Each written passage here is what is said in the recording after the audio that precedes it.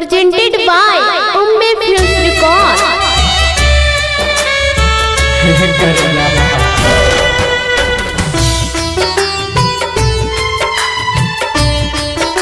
Ambe Films Recording Studio, गया।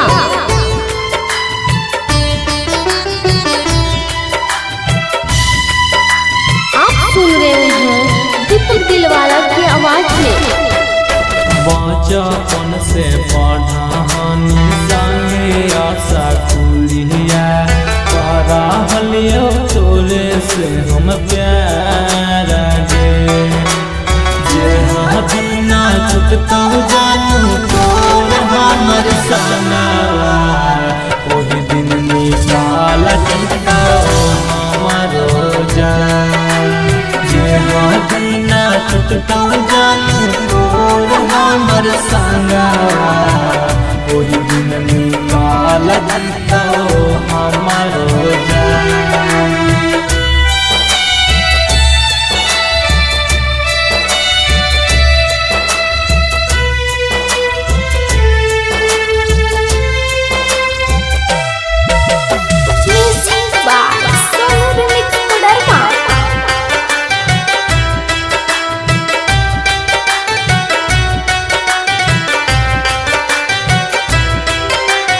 एक साथ खेला हलिए आमा के बगीचावा के कहरे नजरिया लगी गे लगे एक साथ खेला हलिए आमा के बगीचावा के कहरे नजरिया लगी गे लगे भूला लो ना जाओ जन्म तोरे सुरतिया कैसे बना गिनिया ना जाने जे हाथ ना छुटता जानू तोर हमर संगावा ओही दिन निकाल चिता हमर जान जे हाथ ना छुटता जानू तोर हमर संगावा ओही दिन निकाल चिता हमर जान।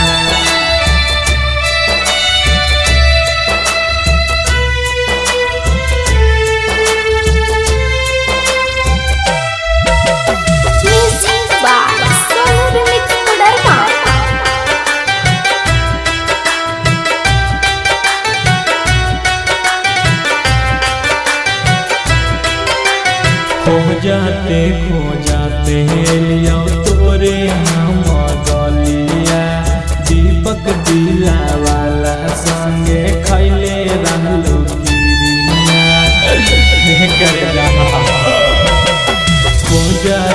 खो जाते लियो तोरे हम गलिया दीपक दिला वाला संगे खैले रहलो गिरिया कैसे चला जिमी गुलशन संगा गे कैसे चला जिमी सूरज संगा गे जे हाथ ना छुटता जानू तोर हमर संगावा ओही दिन निकाल चिता हमर जान जे हाथ ना छुटता जानू तोर हमर संगावा ओही दिन निकाल चिता हमर जान। Music by Gulshan Gunj.